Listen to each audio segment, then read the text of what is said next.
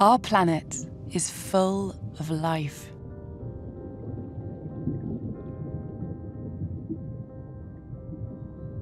As far as we know, Earth is the only inhabited planet in our universe. But the diversity of life it supports is under threat.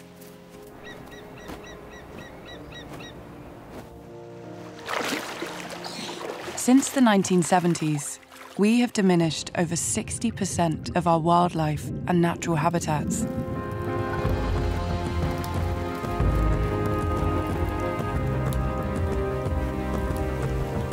With more than 1 in 7 species now facing extinction, and many others in decline, the time has come to readdress that balance. Today, the United Kingdom is one of the most nature-depleted countries on our planet. But now is not the time to despair. As individuals and communities are paving the way towards a brighter future. Now is a time for hope across these wild isles.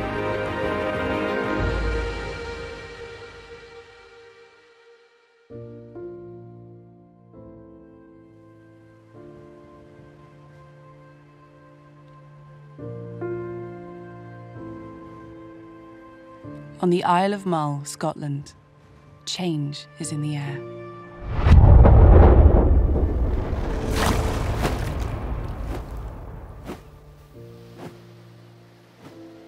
White-tailed eagles, the UK's largest bird of prey with a wingspan of up to 8 feet. This magnificent bird was hunted to extinction in the UK in the 19th century. It was the time when Victorians were out shooting grouse and other game, the time when sheep were being brought into the Highlands and they didn't want any predators around, so white-tailed eagles were top of the list to get rid of. The last known white-tailed eagle in the Highlands was shot in the Shetlands in 1918. It's just shameful, really, what human beings are capable of doing. But after decades of hard work and dedication, they're back, and they're breeding. For David Sexton and all those involved, it's been a lifelong labour of love. After several failed attempts, the reintroduction programme gathered momentum in the 1970s. And today, their continued work has led to one of the most successful wildlife conservation projects in the world. They brought in 10 birds a year from Norway, from 75 to 85. And they were kept in aviaries on rum and fed and looked after and then released. And that was the beginning of it all, really. That's how it all started. But these wild birds did not have their peers to learn from. And despite a successful reintroduction, it took 10 years until they saw the first successful breeding attempt from a pair that had settled on Mull. I was lucky enough to be here in 1985, working for the RSPB, when that first chick fledged. We were here as nest protection people, really. At that time, there was always the worry and risk of egg collectors. And it was egg collectors that partly finished the birds off 100 years previously. And so it was an amazing honour to be part of that bit of conservation history, sitting in our little tent on the edge of the loch, looking out, clouds of midges, drizzle, but we were the happiest people in the land, I think, at that time. And that was the first chick to fly in the UK skies for over 70 years. That was quite a moment. The descendants of that matriarchal eagle are still living on Mull today. And 2021 was a record year for chicks. The highest number of chicks I've ever known in my time. And we've fledged 20 chicks this year, which is just a phenomenal result. And those chicks take a lot of feeding because when they hatch in mid-April, they come out of an egg sort of that sort of size, and a little ball of down that would sit in the palm of your hand. In 10 weeks, they've grown from that to fully grown eagles, the 8-foot wingspan, which is just a phenomenal rate of growth. And by the time they fly the nest, that's it. They're fully grown. Their plumage changes, but they don't get any bigger. They're all dark brown, chocolate head.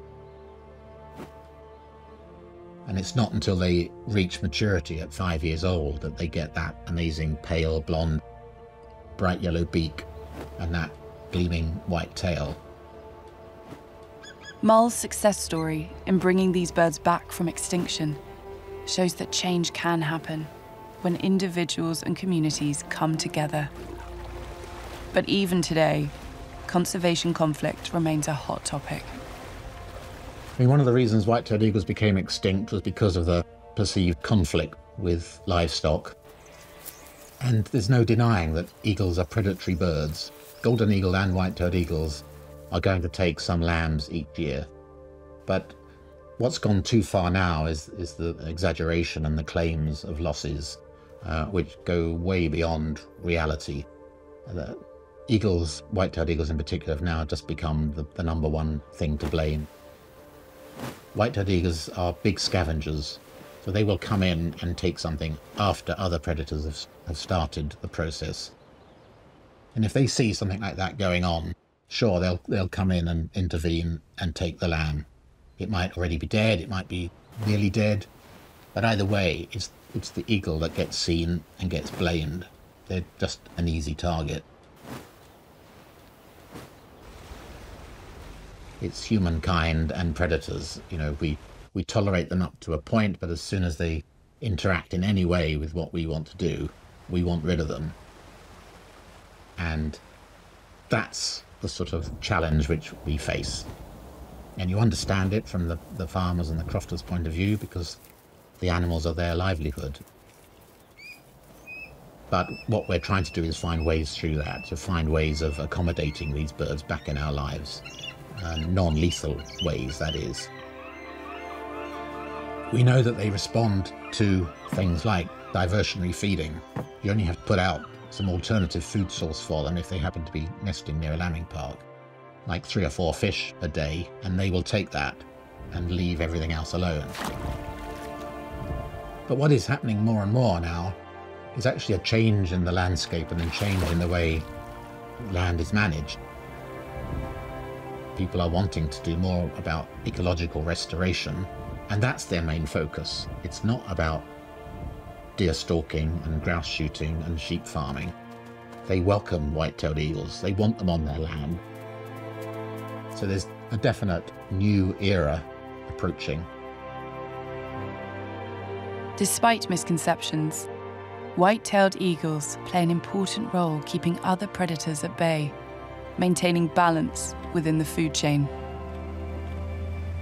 And for an isolated island community like Mull, these magnificent birds also generate surprising economic benefits, bringing in as much as £5 million a year as a result of white-tailed eagle tourism.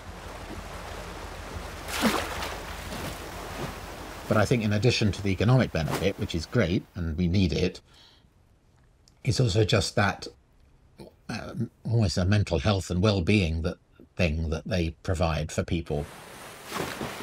They give back bucket loads to the amount of people that are now coming to watch and to see them.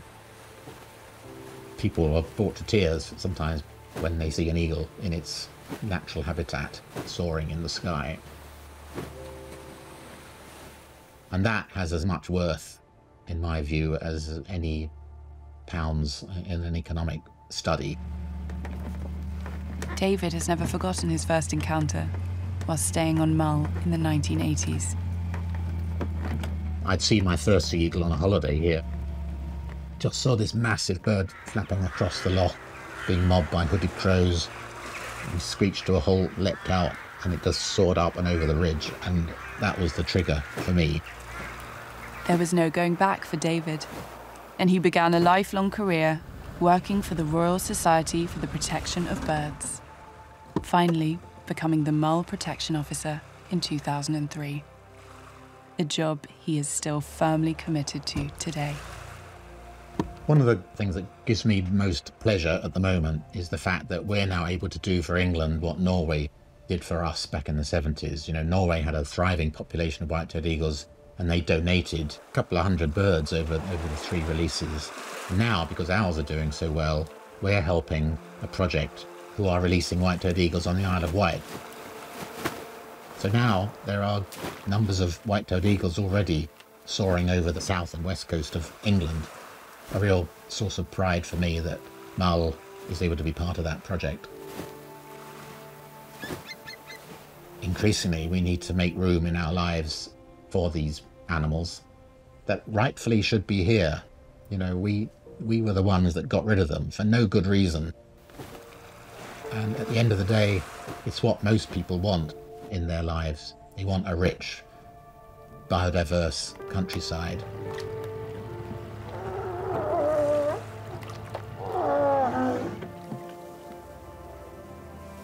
I still get a huge kick out of watching these birds, and I do it for hours a week. You know, it's part of the job. I need to know where they are and what they're doing and that they're secure. But I would also just do it because I love doing it.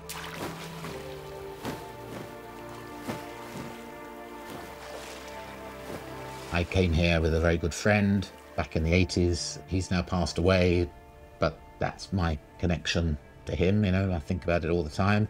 When I bought my girlfriend here, now my wife, you know, she loved Mull and the eagles were part of that connection. My daughters, they've grown up on Mull. Eagles are part of their lives, so the whole connection for me with white-tailed eagles in my life is inextricably intertwined, and I can't separate it. Sorry. Yeah.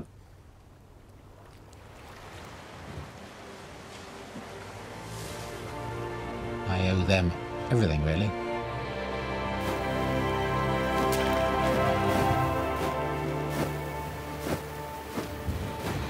And sometimes we can look to nature for help in more ways than one might imagine.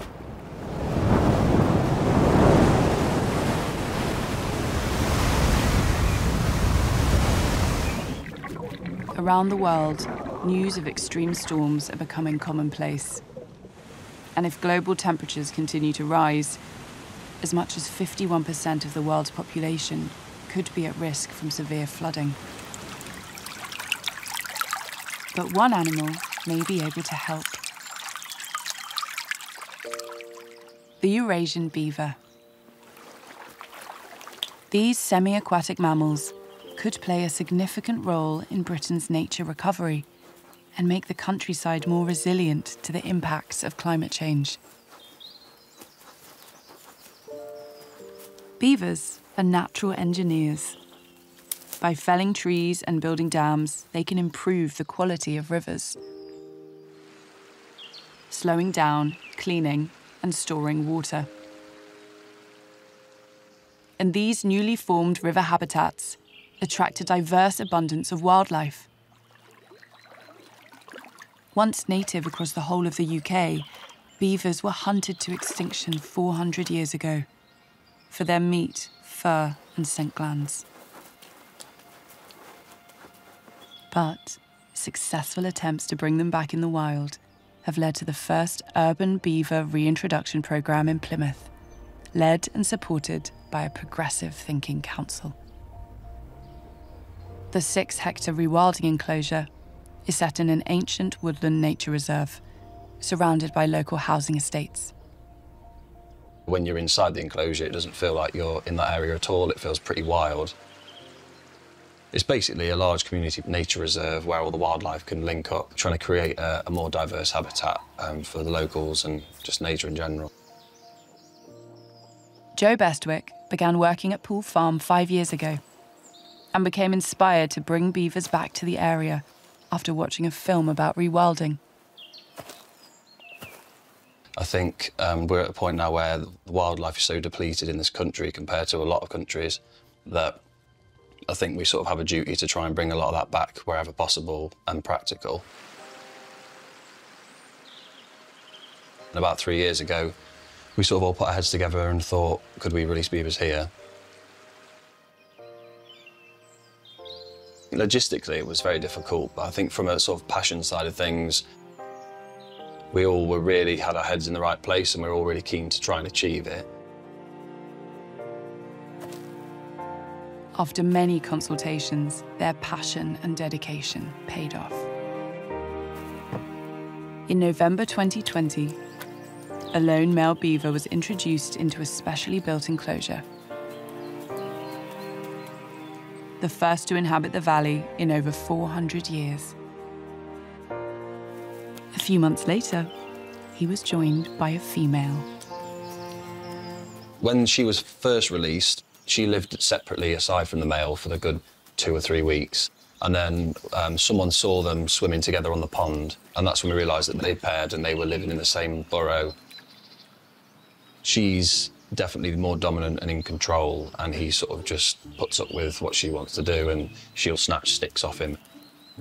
She brought down the tree, she built the majority of the dam, so she's sort of the ringleader, and he's just like follows her around everywhere.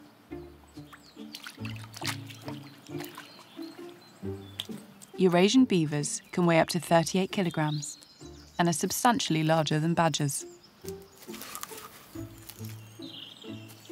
Although they will clumsily forage for food on land, they have a waterproof layer over their eyes and a rudder-like tail for swimming, which makes them better suited to life in the water. There's a common misconception that they will eat fish, but they don't eat fish. They're completely herbivorous.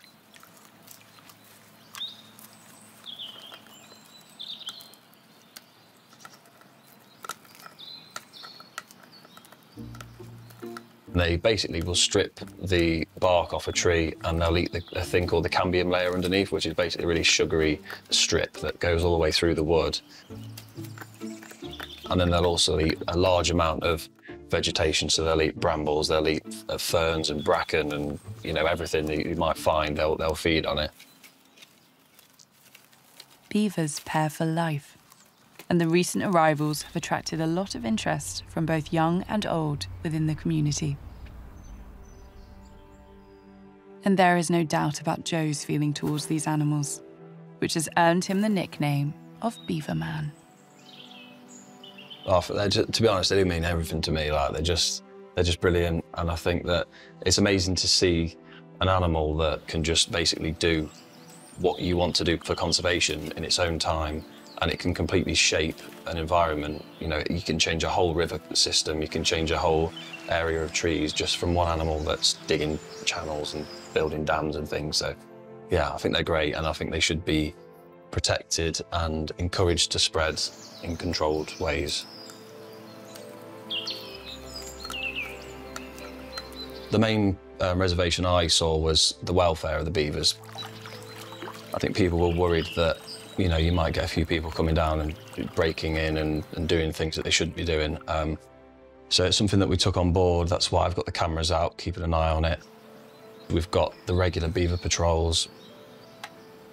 Beavers are largely nocturnal, which means the camera traps that Joe sets can observe their nighttime activities, as well as monitoring their welfare around the clock. I tend to just follow where their feeding signs are. So if there's something interesting, a new tree they've started gnawing, or obviously when they started building the dam, and when there's beaver sticks that turn up in a new location, then I'll try and anticipate that and get that on camera. A lot of the good footage that I got, luckily, was just through sort of thinking like a beaver and trying to anticipate where they'd go. Joe can already see a difference in the landscape after only a few months of beavering away. With the beavers, one of the main aims was to potentially show that flooding can be reduced from their behaviours. If you imagine you've got a watercourse that naturally is the same all the way through, in our case it's 600 metres of the same topography of water, and then they've now put a dam in front of it, you now have a really fast area of water, comes in, it slows right down. When you stand back and look at both channels, you can see a noted difference between the channel that they have affected and the channel they haven't affected.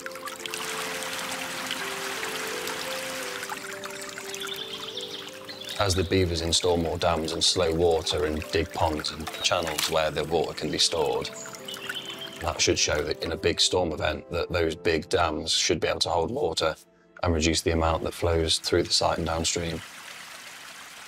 Yet sometimes the journey to a wilder planet can take longer than expected. And in a cruel twist of fate, our story took a very different turn when a severe storm hit the city. The torrential rain caused substantial damage to the enclosure, and both beavers escaped.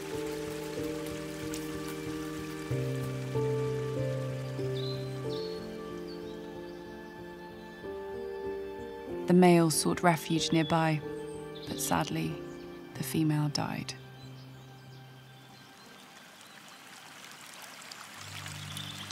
If these architects had been here just a little longer, with more time to build dams and slow the flow of water, then the outcome could have been very different. Joe and the team remain committed to the project and are rebuilding the fences with a new, stronger design. They are hoping to welcome beavers back again in the near future.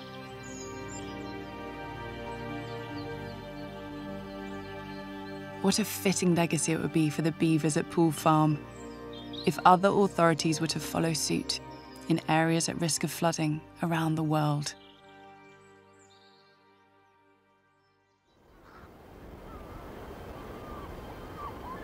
Restoring nature back to its original state is often thought of as a land-based concept.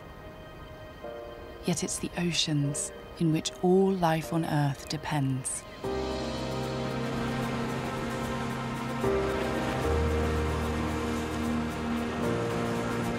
The UK and Ireland comprise over 6,000 islands, and the waters surrounding these coastal communities are for many a way of life.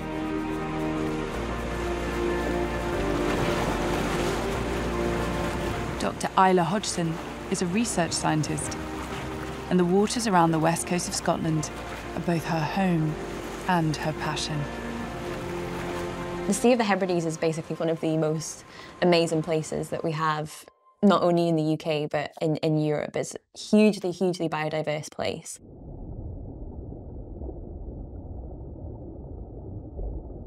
And the reason it's so biodiverse is because of the topography. So around here, you get lots and lots of very deep channels right next to very shallow areas.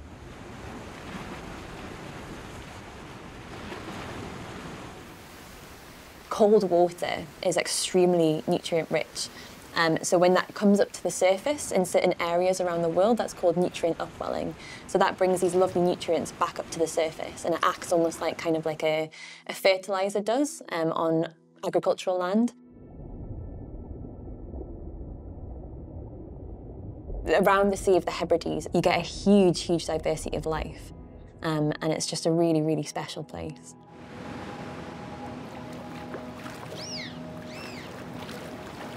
These waters are rich in zooplankton, derived from the Greek meaning wandering animals.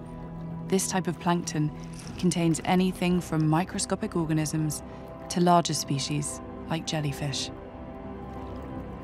This bloom of plankton sets off a magical sequence of events, attracting other creatures to come and feed. So you get fish like mackerel, herring, sprat, sand eels. So sand eels are actually the lifeline of the Hebrides, if you like. They're a really fat-rich fish, and that brings all the seabirds and all the cetaceans, all the whales and dolphins. And then that also brings the species that I work the most closely with.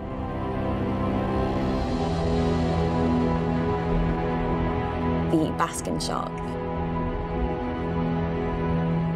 Reaching over 40 feet in length, It is the second largest shark in the ocean, and they migrate to these shores every year, making this area one of the world's biggest hotspots.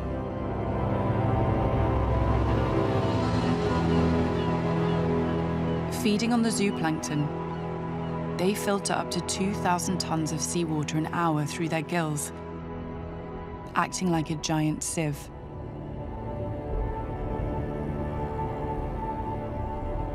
These gentle creatures cruise slowly along the ocean surface, which has in the past made them an easy target for hunting. They're pretty easy to find.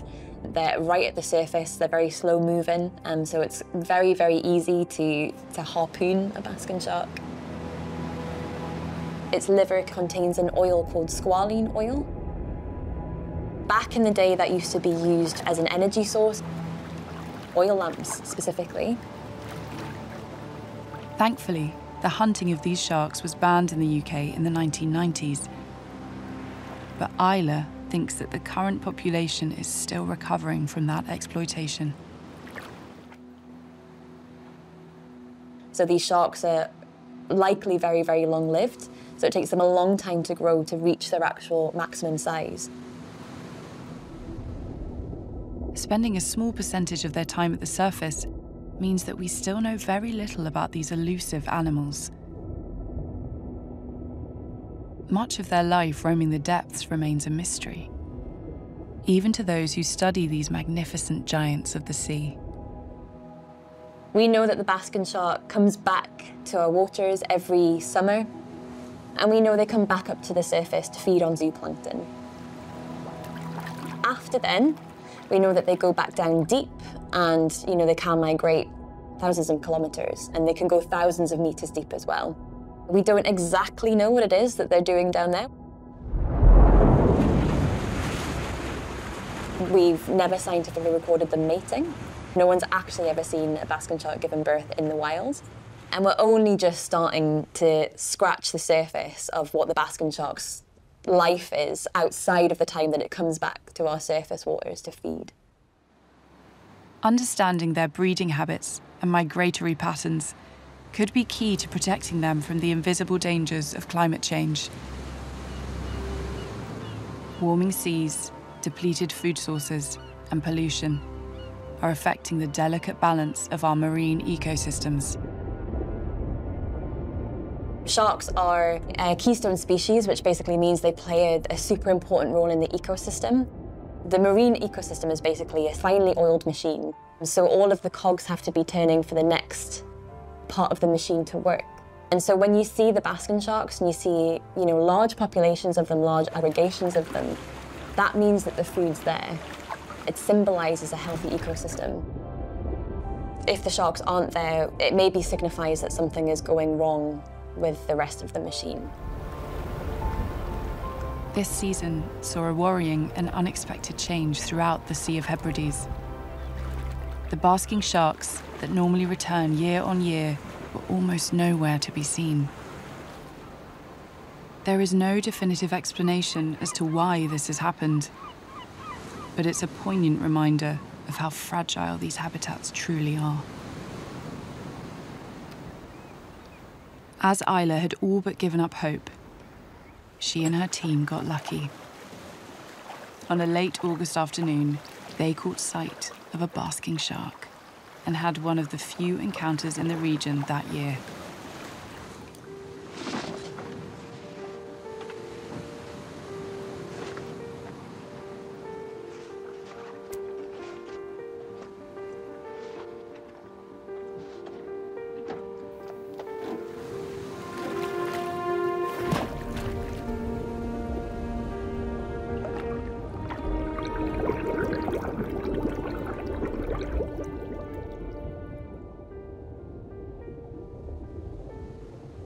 I felt relief because it's very rare for me to get to almost the end of August and to have not seen one the entire season.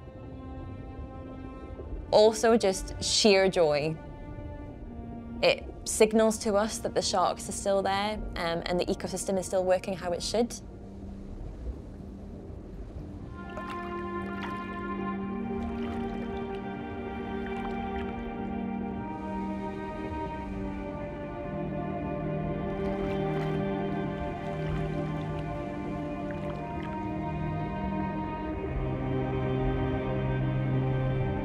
Being next to an animal of that size is probably one of the most humbling experiences that you can possibly have.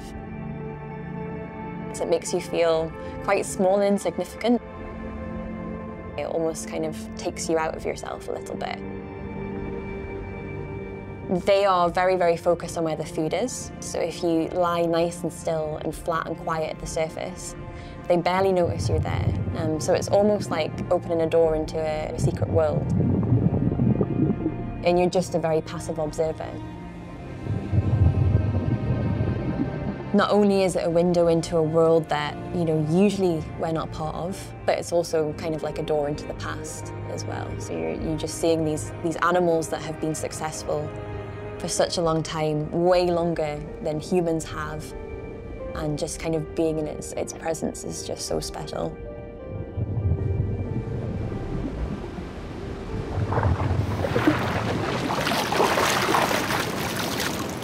It's almost mind-blowing to think about the impact that we can have. We have such a huge influence on the natural world itself. I've been on the planet for almost 3 decades now, and in my lifetime we've seen almost 71% decrease in the number of sharks across the world. The majority of that is down to overexploitation from fishing. We are taking these animals out of the ecosystem, and we are causing their declines.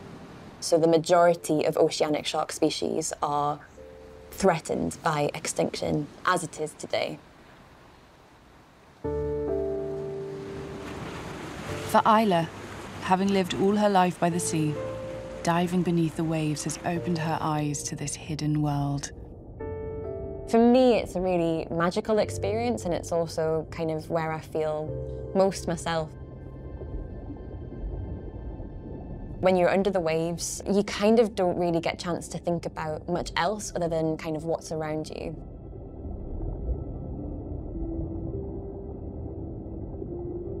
So it's a really, really mindful experience.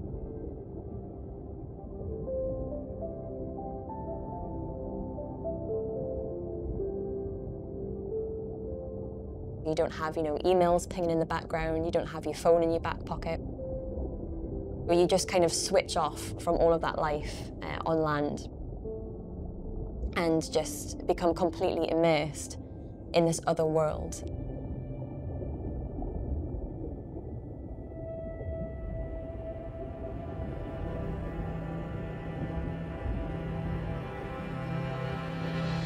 I've got through some of the hardest times of my life by being in the ocean on a regular basis. It's so important to me.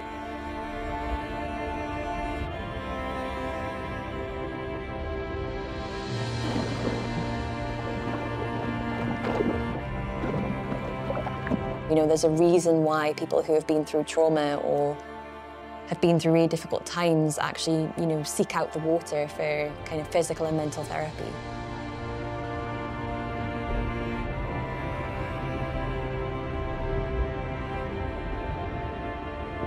Our seas are so worth protecting because we have habitats here that you don't find anywhere else in the world. We have habitats here that are huge carbon stores, the kelp forests themselves.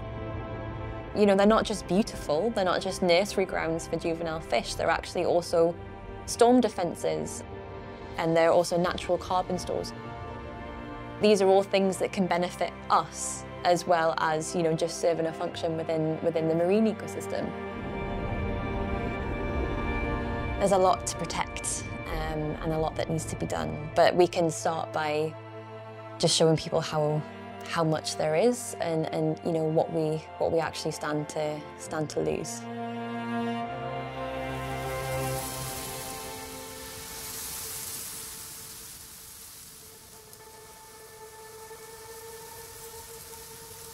Ecological restoration of our natural world is a complex subject. As we look to the future and restore what has been lost, we must continue to recognise the livelihoods and shared concerns facing communities both here and around the world. Yet when we can find ways of working together, the outcome can often be as surprising as it is rewarding.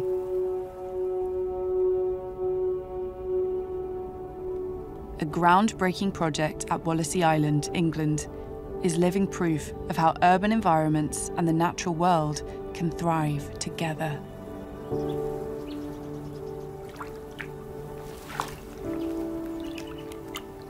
In 2008, London's Crossrail project excavated over 8 million tonnes of earth to make way for its new underground railway, deep beneath the capital. Working in partnership with the Royal Society for the Protection of Birds, 3 million tonnes of that excavated earth was relocated to help create an expansive coastal wetland. The most innovative project of its type in Northern Europe. By raising the land above sea level, they created a new intertidal area of salt marsh islands and mudflats, covering 115 hectares, as well as a network of creeks, saline lagoons, and large areas of grazing marshland, which is managed by some four-legged locals.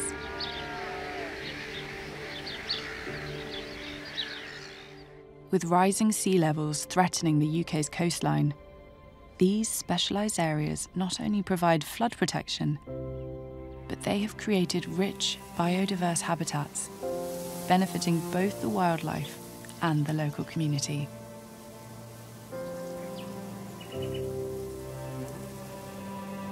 Wallasey Island is now home again to large populations of native and migratory birds, and has become a conservation area of international importance.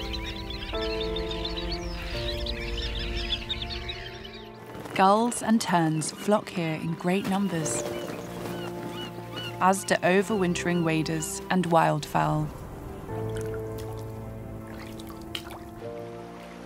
In the summer months, nesting birds like the avocet, once on the brink of extinction in the UK, now thrive in this protected haven.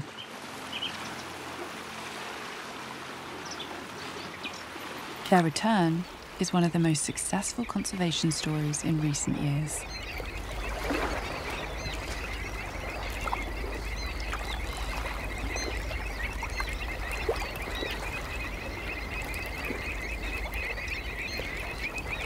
With its distinctive upturned beak, avocets feed by sweeping their bills from side to side as they wade in the muddy water, in search of crustaceans and worms. Quite handy when you can't see what's below the surface.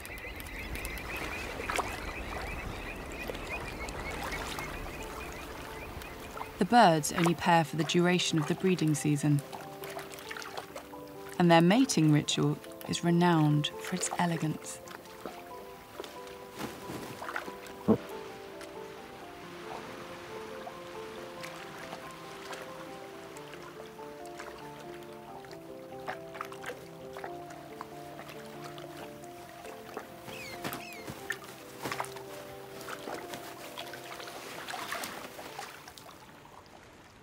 Elegant and balletic they may be, but these birds are also known for vigorously defending their territory.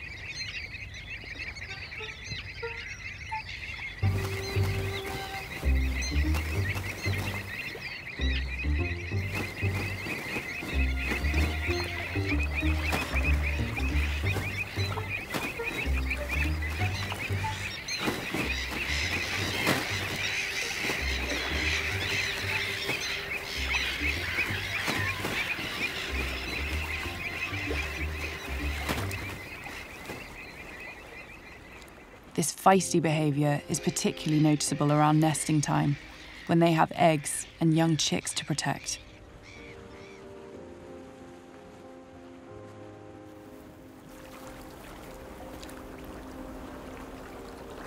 Within hours of hatching, these little fluffy chicks are able to feed themselves, under the watchful eye of Mum and Dad. But it takes several weeks until they're fully fledged.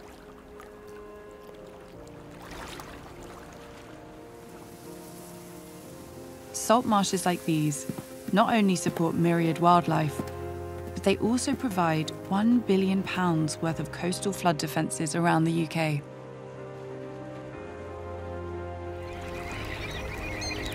The success of this project shows that we can find solutions beneficial to both industrial and natural environments.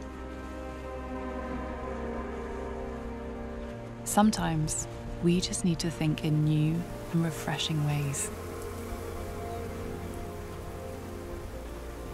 With a projected 9.8 billion mouths to feed by 2050, the challenge of meeting those needs whilst preserving our natural world has never been greater. Thankfully, some people are finding solutions that don't cost the earth. James Fox Davies grew up on an arable farm in landlocked Shropshire. A desire to investigate sustainable food production led him to return to his farming roots, but this time it was aquaculture. So when people ask me what I do, I usually say I grow things in water. When a local mussel farm came up for sale in Cornwall, James found himself at the cutting edge of sustainable farming. People talk about sustainability, it's a bit of a kind of buzzword, and kind of trying to get behind what does sustainable mean. And for me, it's how do you produce this protein that we all need, have a farm that you can increase the size of it, you know, kind of scale it so that you can produce more and more, but without having a negative effect on the environment. Mussel farming has been around the UK shores for hundreds of years. And although it is a traditional low-impact form of farming, it's not scalable. There are problems with the traditional method of farming shellfish, so mussels and oysters being grown on a riverbed or a coastal area of the UK. You are going to be relatively close to point sources of pollution. That's always going to happen. You can't kind of 100% guarantee the purity of the water in certain areas of the coast. However, one thing you can say is as soon as you start to go a mile, 2, 3, 4, 5 miles off the coast, the water becomes more and more pure. So you are growing your product in a pristine environment. James farms the mussels using a technology developed in New Zealand called the long line and dropper system. Wild mussel seed is collected out at sea and grown on cultivation ropes suspended from an anchored line. Those mussels then grow over a period of time. There's a bit of husbandry, so partway through the season what we'll do is we'll pull them out when they get to a certain size. The mussels are graded and put back out onto the ropes in biodegradable organic cotton stocking, where they are left to grow until harvest time, 18 months later.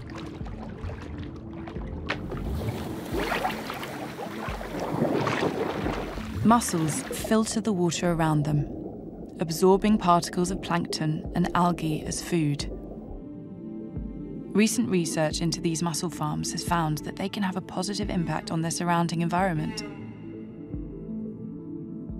One of the UK universities on the south coast has looked into what happens underneath these farms, and they found that actually it brings in more species of fish. The mussels act as a source of shelter, but also as food, and you find that actually you bring in more diversity.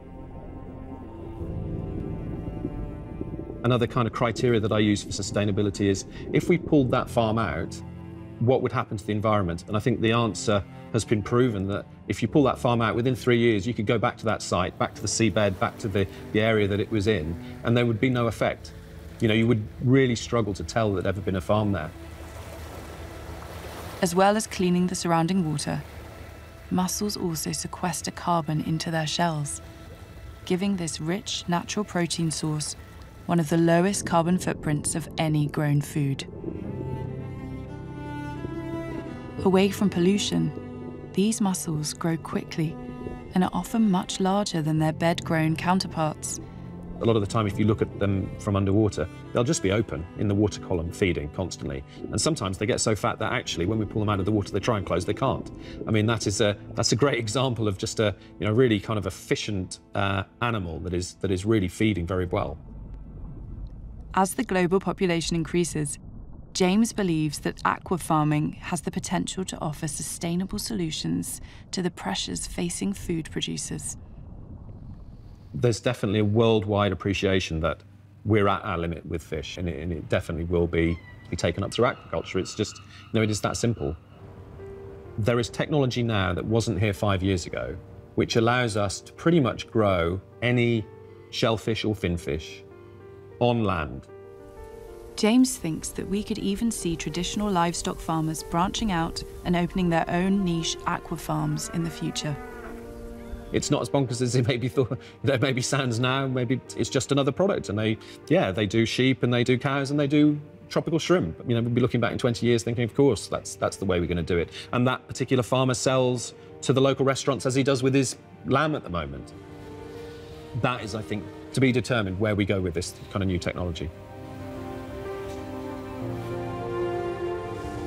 Our urban environments may even become home to ocean farms in the not-too-distant future, allowing our seas to recover and replenish.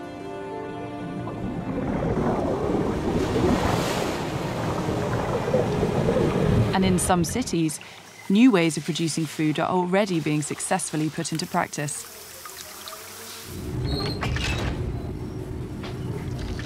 In the most unlikely of places. Startups and businesses like London-based Growing Underground have drawn inspiration from other cities around the world by growing food vertically in disused underground spaces with no natural daylight. By using low-energy LED lighting and hydroponic techniques, which require no soil, this type of agriculture is unaffected by weather or seasonal changes.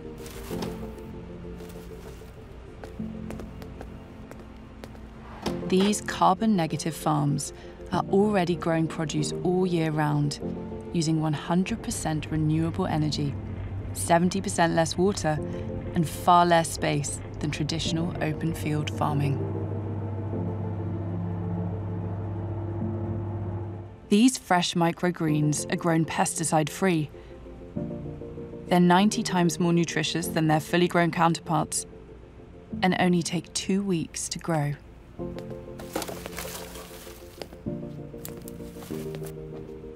Located beneath the bustling city, this farm can deliver to local businesses and homes within 4 hours of being picked and packed. By adopting these circular ways of thinking, the world can reconsider how wasted energy can be repurposed. Heat waste from buildings like skyscrapers could be harnessed to heat their own farms, making cities a prime location for food production. As 80% of our food will be consumed in cities by 2050, implementing these new urban farming techniques could enable rural farms to rewild their land and return to nature. And when land is left free of human disturbance, wildlife will find its way back, even if only for a few months of the year.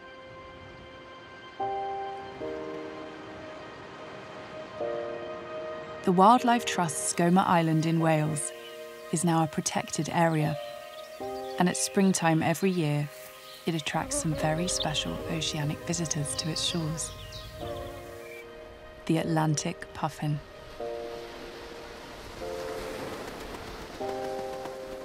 After spending many months at sea, the breeding season brings them ashore.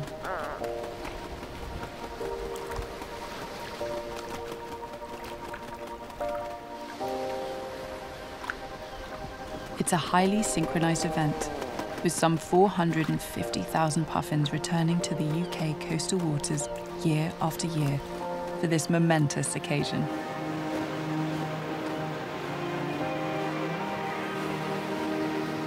Like many birds, their ability to find their way back to the same site each time remains a mystery to us. forming vast cliff-top colonies along with many other species, Skomer is a fantastic haven for ground-nesting birds.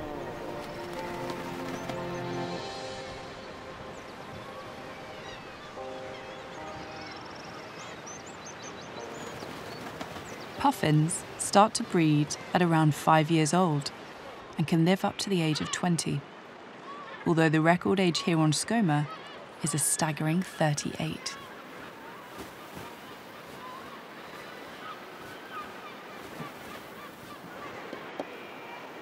Puffins pair up before coming on land and often mate for life.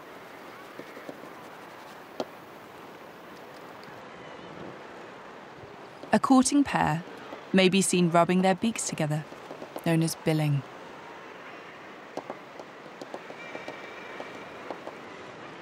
Unlike many birds, puffins build underground nesting burrows, where the female will lay a single egg. Both parents incubate the egg, and when the puffling is born, feeding duties are shared. Sand eels are the staple diet, and with the chick needing up to 8 feeds a day, it's non-stop for the puffling's parents.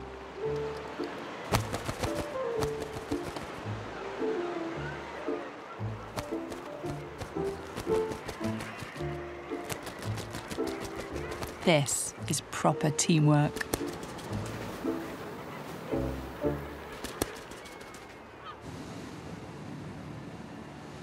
But opportunists are never far away. While some choose to take flight, others run the gauntlet back to the nest.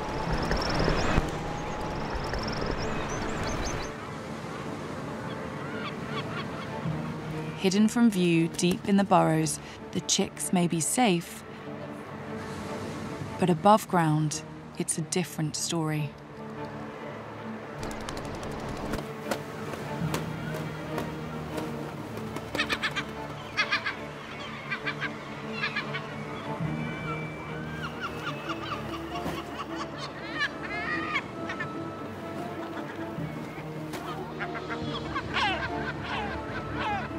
The gulls ambush the parents returning to the nest with the latest catch.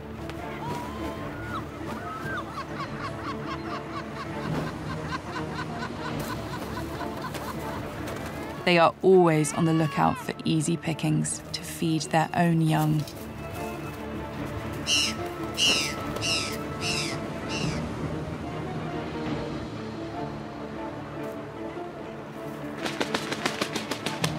Building their nests close to the cliff edge means they can come and go quickly, reducing their chances of being ambushed.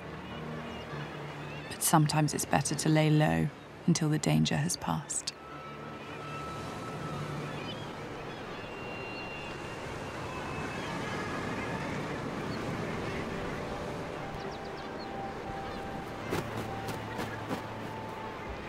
Finally, the coast is clear.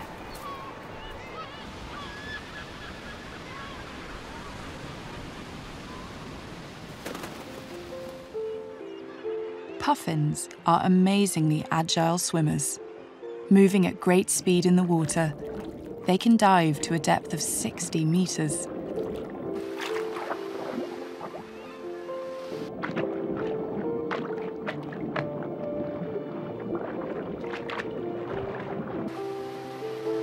But sadly, puffins are becoming a vulnerable species worldwide. And although numbers here on Skomer are increasing, elsewhere has seen a rapid decline. As puffins are highly susceptible to adverse changes in climate.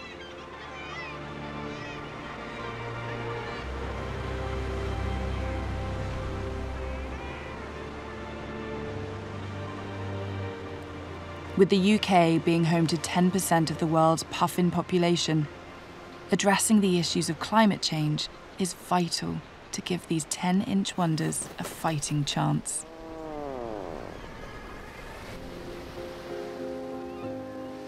At the end of July, the chicks on Skomer will be ready to leave the nest. Sentry duty ends for the parents, and after weeks of being hidden in the safety of their burrow, the fledglings will leave the nest under the cover of darkness to avoid any predators.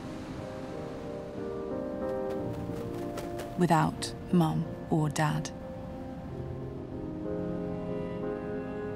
The entire colony will leave the island at the same time to overwinter in the open seas. And with a bit of luck, they'll be back again next year. Preserving our existing biodiverse ecosystems, both on land and at sea, is just as essential as reintroducing new ones. After all, the UK is already home to many natural wonders, and it's within our power to keep it that way.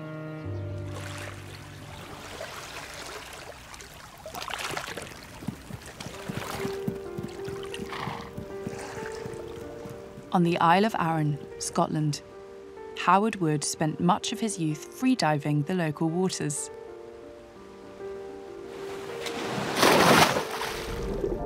Diving to me is just freedom.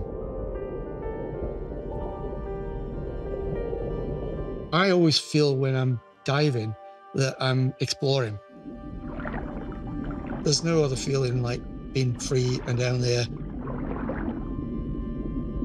You do get the odd dive where the sun is out and the visibility is great and you're looking underwater and you just do not want to get out of the water. It's just so fantastic.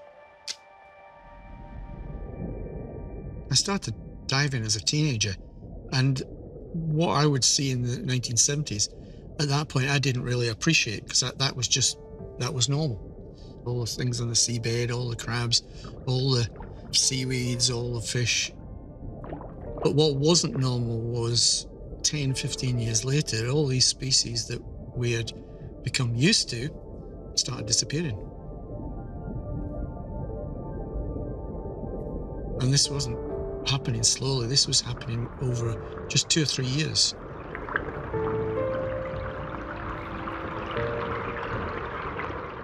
We didn't realise it at that point, but there'd been a major change in fisheries legislation. So our seas were being denuded week on week, month on month, year on year. And as divers, we could see that through the late 1980s. And local people going out fishing, angling, struggled to catch anything but a few mackerel. It didn't seem like anyone was doing anything about it. Howard took the matter into his own hands. With close friend and dive buddy Don McNeish, they set up the Community of Arran Sea Trust, known as COAST, in 1995, with the aim of reversing the decline in Arran's marine habitats. Landlash Bay is no different from any other bay or any other sea loch in Scotland. What's special about it is that for 20, 25 years, the community working with Coast have empowered ourselves to persuade as many people that we can that we need marine protected areas. Issues with that is that people who are not divers are not that keen or unwilling to want to think about protection of something if they can't see it. But this underwater world is unique and wild. There are more animals than there are plants, and the animals can grow colonially, like hydroids and soft corals and bryozoans. Now, until I was trained 20 years ago in sea search, I just thought there were other bits of seaweed, but actually these are animals. You can get some species that will land and attach themselves to tidal areas, and the tide brings their food to them as it goes back and forward. So I can't think on land, that doesn't really happen. We don't have animals stuck to the same spot. So it takes you quite a while to get your head around the complete differences between the terrestrial environment and the marine environment. The journey they embarked on 25 years ago was not for the faint-hearted. We honestly didn't realise how long it would take. We just thought it was such an obvious, simple idea. You know, like if we close a bit of the sea off from fishing, it should recover. But we didn't realise that there would be all these vested interests. We had to learn how to lobby Parliament. We had to learn how to use the media. We had to learn how to start surveying the sea. We've persuaded people by education. It's quite simple. It's only once we did a lot of community engagement and got the community on board that the officials start realising, well, we've got to start taking them a bit seriously. After 13 years of campaigning, Lamlash Bay became the first community-led marine reserve of its kind in Scotland. And since 2008, an area of 2.67 square kilometres has been protected as a no-take zone. An area where no extraction of life or resources is permitted. We are now seeing that we will have more no-take zones in the next 10 years. I mean, it really is great that, you know, we trialled it and the proof is there. The proof that this benefits communities, fishermen. The figures are much, much better than I would ever expected. And these are not my figures. These are figures from university researchers. And the estimate is that the scallops within the no-take zone seed an area 40 times as big. So their eggs and spat are seeding a huge area, up to 50 square kilometres. And it's very similar for lobsters. The general species abundance within that marine protected area increased by 80% in less than 4 years. It goes to show that if you take away the most destructive, unsustainable forms of fishing that are dragging away at the seabed, that the environment bounces back, and it actually bounces back pretty fast. You know, you're starting to see things within 3 to 5 years, and within 8 or 10 years, you know, you're starting to see real recovery. But you're not going to see that recovery until you actually put these things in place. And we need to put them in place as soon as possible and stop the delays that is happening at the moment.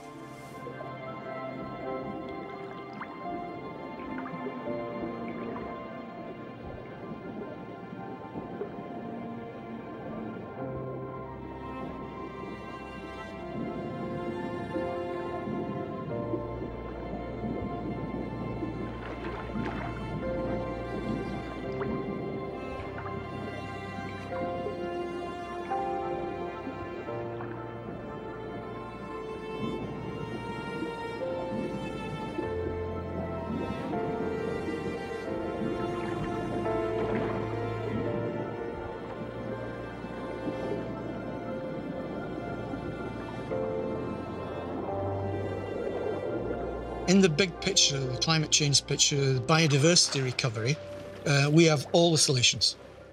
Every solution is there, but there's only a lot of hope if policymakers, leaders, start actually following the science. We need to start looking after the environment, especially for me, the marine environment, for the sake of our kids and the next generation.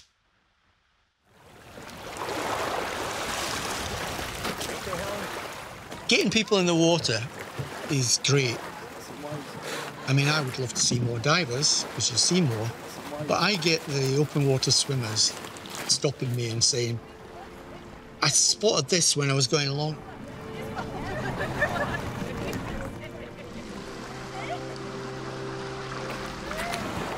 So the more you get people in the sea and the more you get people looking, the more people are interested, and the more they appreciate coast, and the more they'll be able to protect what we've got.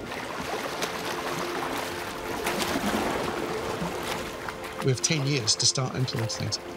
We have to move, and we have to move fast, because the more resilient our marine environment is, and the more healthy it is, the more that we will be able to cope with changes in climate change, which is going to come no matter. But we've got to make the marine environment and our environment much more resilient.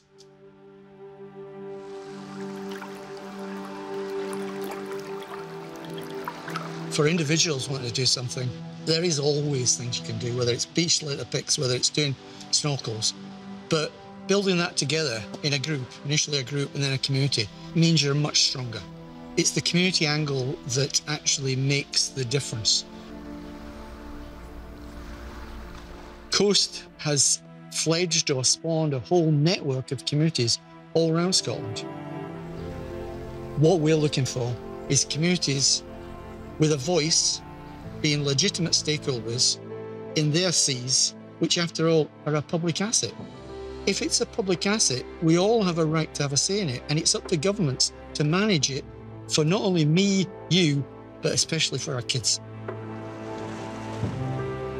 The future can be bright, but it's people power that will make a difference.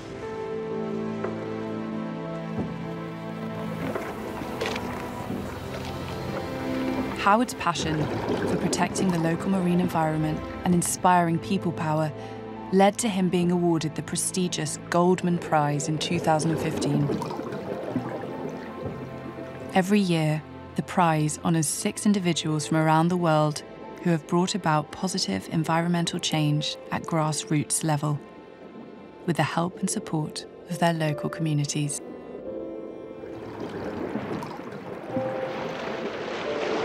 What amazed me was I thought, these are incredible people. I don't see why I'm actually here. You know, these people were battling rainforests, they were battling governments. I mean, it was absolutely incredible, some of the things they were doing.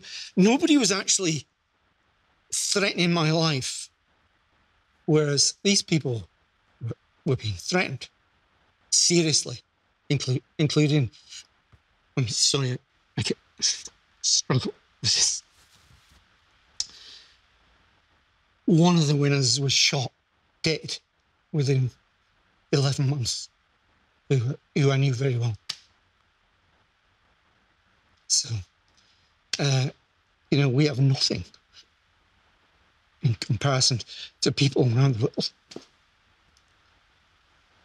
world who are being shot, killed for just trying to protect the planet.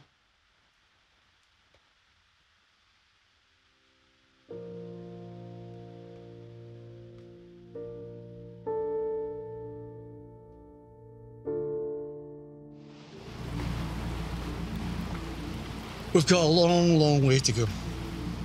But as we know in life, you've got to make a start somewhere.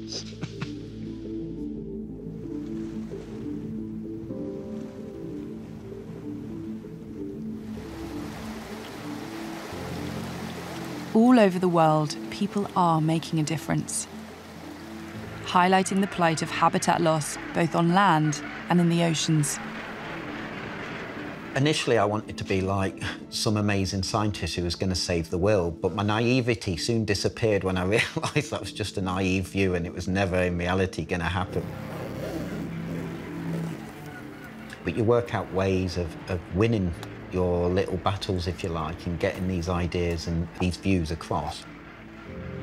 For Richard Shucksmith, his lifelong passion for the natural world is brought into focus through the lens of a camera. The reason I got taking photographs is because I was mad into marine biology and the science, and I was doing all this research and diving and seeing these things. I just wanted to show people. I used to get so excited. I'm like, right, I've got to take photos, and you know, and I can show people what we're seeing down here. Richard lives with his family on the Shetland Isles, an archipelago in the Northern Isles of Scotland. Ultimately, we're a tiny rock in the middle of the Atlantic. It's a beautiful place, it's wild and rugged, it's on the same latitude as southern Greenland. The sheer cliffs and rocky inlets make Shetland home to some of the largest seabird colonies in the UK, including thousands of gannets.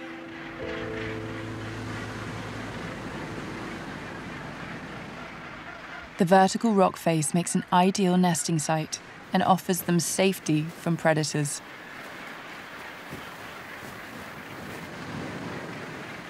The cliffs also provide them with a constant updraft, which helps them to take off and land quite gracefully, considering their size. The northern gannet is the largest British seabird and can weigh up to 3.5 kilograms. They're incredibly beautiful with their yellow heads, and they have the little blue ring around the eye, and they've got like the big beak. Like the albatross, these gannets are monogamous and mate for life. They return to the same breeding colony year after year. And each time the pair reunite, they greet one another with the ritualistic bill clacking.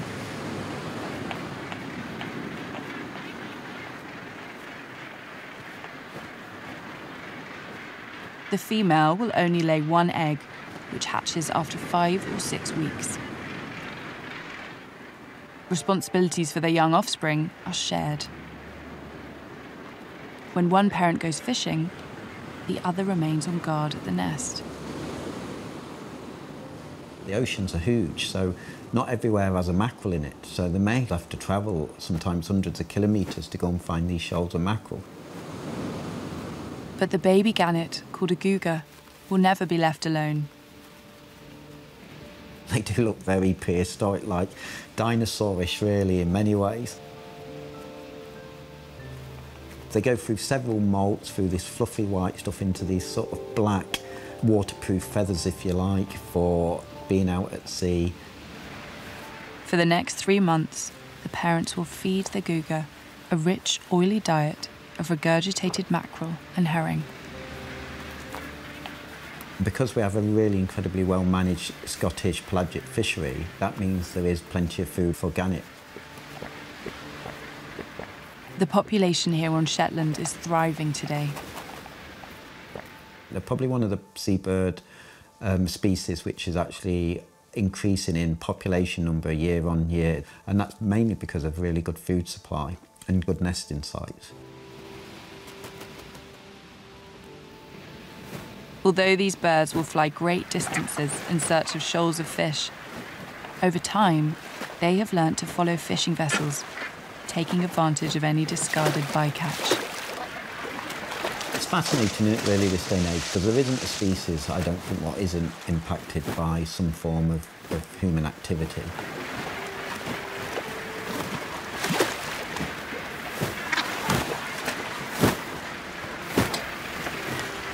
The more direct and obvious effects is like the fishing rope, the fishing line, the plastic in the ocean, what you see caught up in the nests and so on. Gannets will build their nests on the sheer cliff face, using the natural materials around them. But all too often, debris from the sea like rope, nets and plastic find their way into the nest, sometimes to devastating effect. I would almost guarantee you would not be able to find a gannet's nest anywhere in the UK which doesn't have a bit of plastic in it. And if you think about it from a nesting point of view, they must see it as like the ideal, perfect nesting material. But obviously, because of their tongues with tiny little barbs in, because this is quite fine fibres, then that gets caught behind a little barb and then they can't get it off. The outcome of that is often you see gannets hanging from the nest where they can't get it off and they've tried to fly off and then they fall and then they're just hanging there. And yeah, there's not a lot you can do. They're just going to die, basically. And that's really negative and it's really sad because that's a total human-induced impact. And that really, you know, we could stop that. If we didn't chuck plastic in the ocean and we didn't lose ropes and everything, none of that would happen. It's not high on the big issue list because the gannets are doing really well. However, in an ideal world, none of that should happen. The dangers of plastics in our seas has been well highlighted in recent years. Their impact on marine life and their absorption into the food chain is still being researched. But Richard thinks we have digressed from the biggest issue facing our oceans today. Actually, the biggest issue for our seas is biodiversity loss, is overfishing, trawling, and actually destroying seabed habitats. But you pull a trawler across a seabed of invertebrate life, you just wipe it out, and that's gone. And actually, what we should all be pushing for is dealing with the biodiversity loss, both on land and in our ocean, because it would actually help us deal with some of the climate issues. So it all goes hand in hand. But really, the big issues is biodiversity loss, and that's the one we should be trying to deal with first, and the plastic should come second, in my eyes.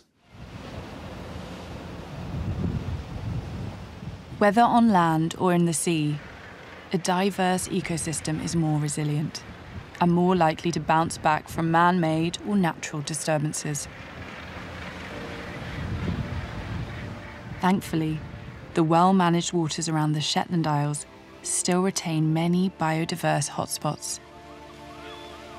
It is amazing what's going on down there and all the interaction between all the different animals. As a keen diver and photographer, Richard spends many hours beneath the water, observing marine life, including the incredible agility of diving gannets.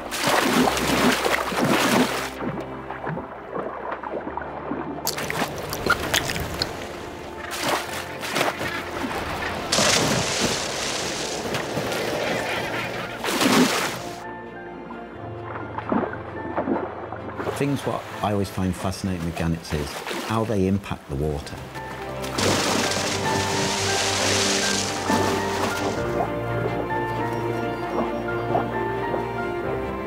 It's amazing, really. You know, you're talking a gannet maybe 30, 40 metres up in the air, the wings go back and it hurtles down to the sea, and you literally hear it hit the sea and it's like a massive thud. And you look at that beak and that forehead, and you realise that's actually evolved to take that impact. They have special air sacs under their eyes and around the cheeks.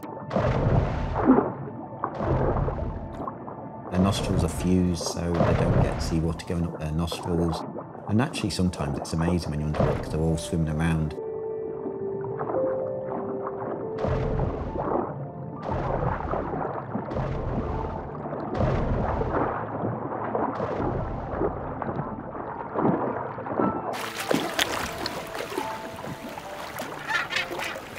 With the ability to fish in a pack of up to 1,000, they break the surface like a streamlined torpedo.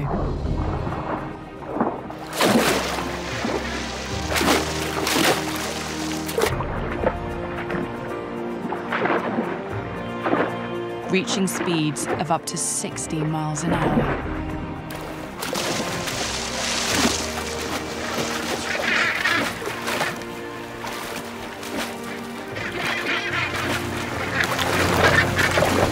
Swallowing their prey whole, they use both their wings and their webbed feet to maneuver underwater.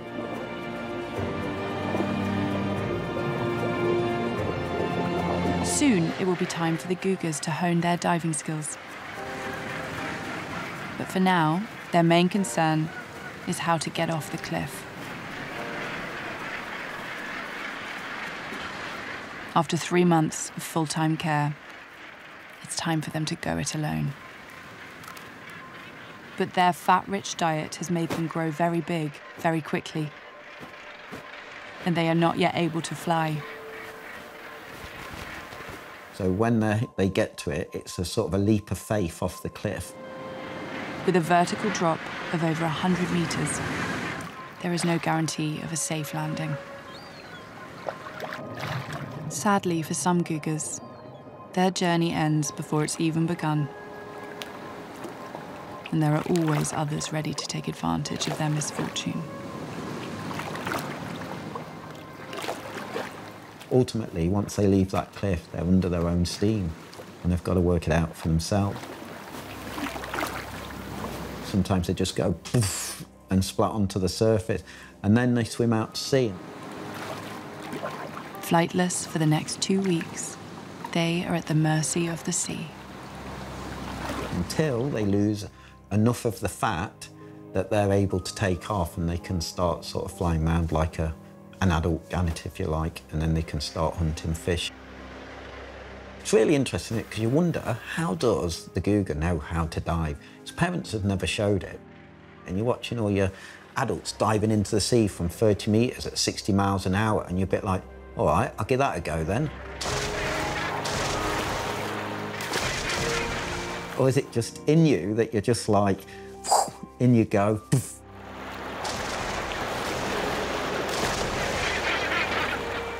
Other things get taught to feed, like killer whales, they teach their young how to feed. Otters, they teach their young how to dive and so on and teach them, but there's none of that with seabird.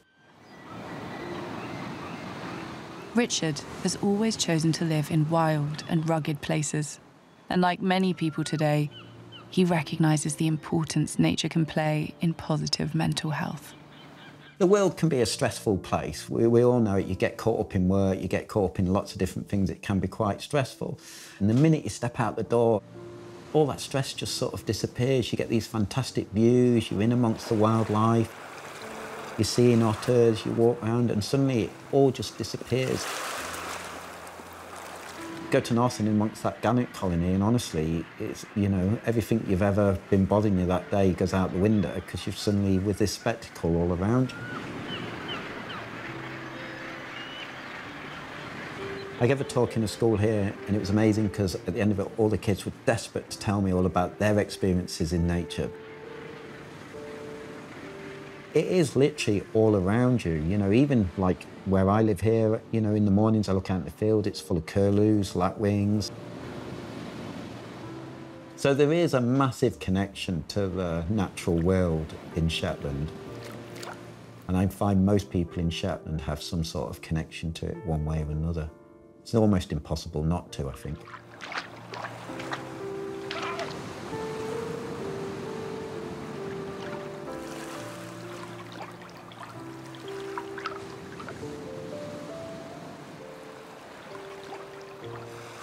Because we're wild, we've got the sea all around us. In Shetland, you know, we even have otters in the middle of Lerwick. It's everywhere. The killer whales go through Lerwick Harbour. You know, you suddenly get sort of several hundred people lining the shorelines watching them go through. There's some things which are really good at engaging people, and I think sort of cetaceans and things like killer whales are really good. But ultimately, I think with the way the population's going size-wise, we need a global effort, which comes from government.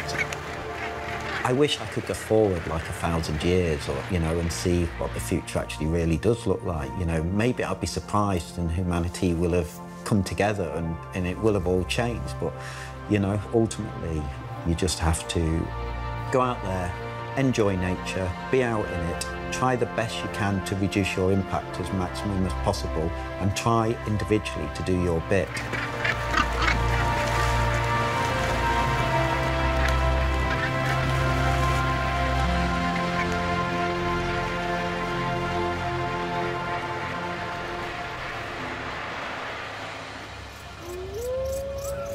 We have the power to heal our natural world and to bring back some of the mammals that once roamed these shores.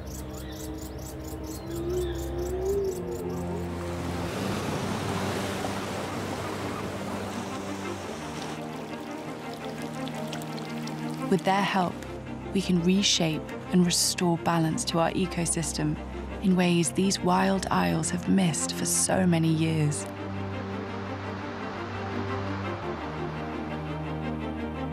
We have an opportunity to pass on a more sustainable, biodiverse, and wilder planet to future generations.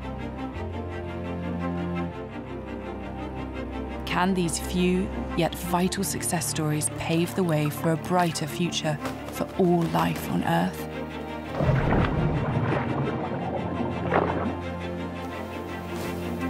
Only time will tell, as the voice of change begins and ends with every one of us.